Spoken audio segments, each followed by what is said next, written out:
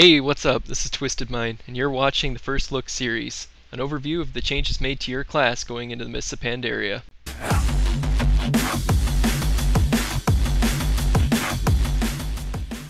Priests of all three specs should note that the inner fire is now changed to a flat 10% boost to spell power instead of a fixed number spell power, so you want to switch to that and it will scale with your spell power now. Also, inner will, note that it still does the reduced mana cost for instants 15%, but something to consider is that this 15% applies to all of the new 90 spells as well.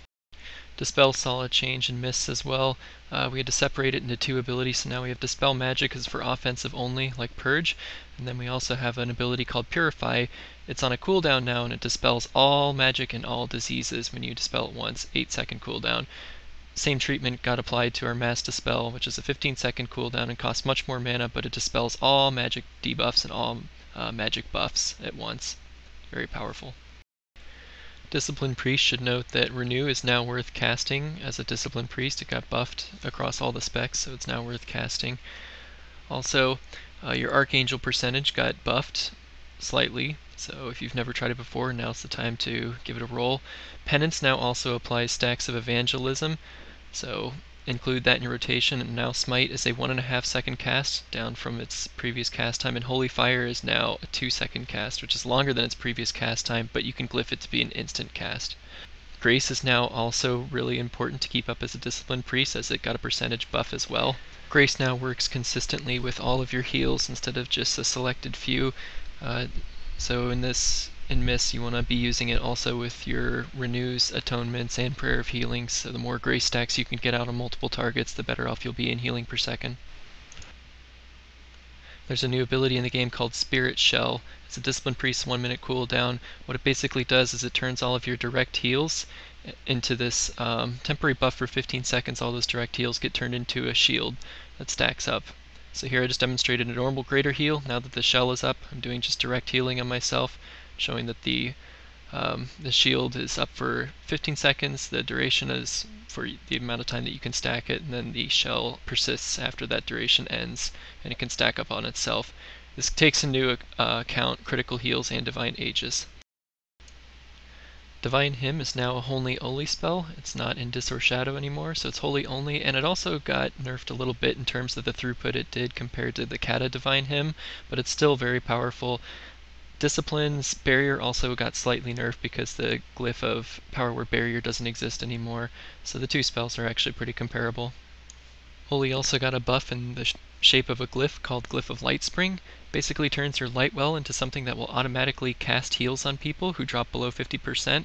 The glyphs in the new talent system is supposed to make the choices not like as clear cookie cutter spec, but this is something that is a near mandatory glyph for to have as holy priests. You need to have this glyphed. Early testing shows it's doing a significant amount of healing contributions to a raid environment. I suggested on the forums on our beta class analysis that they change Serenity into being a percentage boost instead of a crit modifier, and gave anecdotal evidence. After a blue response and another build later, I found out that we have actually changed it, and sure enough, Serenity is now to a 15% modifier for single target heals. Also note that it increases the healing done by Renew in this stance, whereas previously the Renew was increased when you were in Sanctuary stance. So not only can you refresh the Renew duration in Serenity, it now is a little bit stronger in this. Chakra Sanctuary is the same as it ever was. Note that the 15% modifier now also applies to your level 90 talents. Also note that the Holy Word Sanctuary has had its mana cost toned down to be something more reasonable, but you'll also note that it doesn't now proc your Mastery. They did a trade-off. It doesn't proc Mastery anymore, but it does benefit from haste and will gain additional ticks, so mind the new haste caps. Chakra Chastise also received a few changes. For one, when you're doing your DPS spells, you have a chance to reset the cooldown of Chastise, so you can get in more than one every 30 seconds.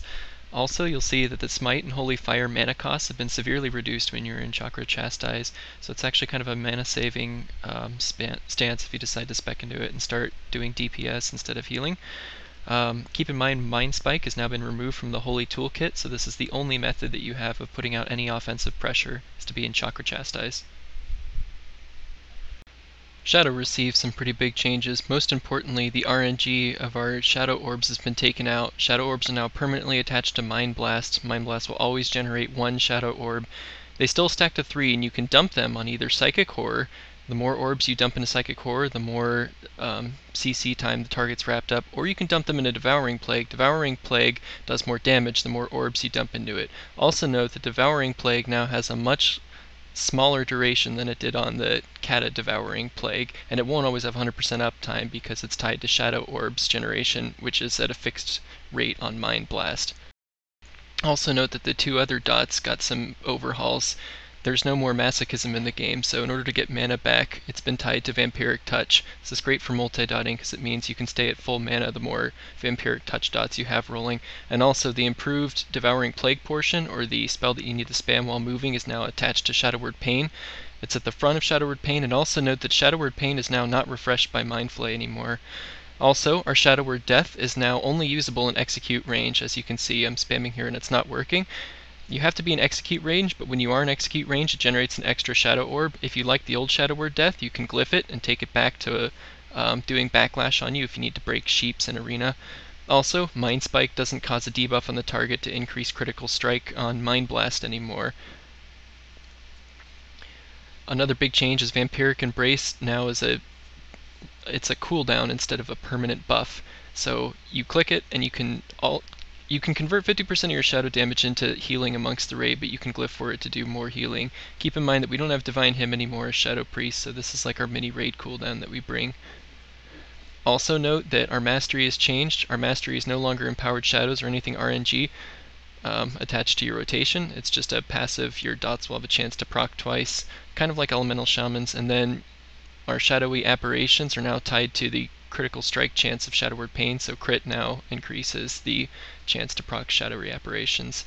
Also note that all priests have Divine Focus, which means we are no longer the only caster that doesn't have any spell pushback resistance. Our new level 87 spell, which is a baseline for all priests, is Void Shift. It swaps the health percentage of a target, 6-minute cooldown, so it's a once per fight ability. Also note that you can't use it for griefing because it'll instantly move the target up to 25% health minimum. I'm demonstrating the new Shadow Orb generation techniques here. I'm casting Mind Blast and it puts up 1 Shadow Orb. Now I'm going to drop that 1 Shadow Orb into Devouring Plague so you can see the shorter duration of Devouring Plague.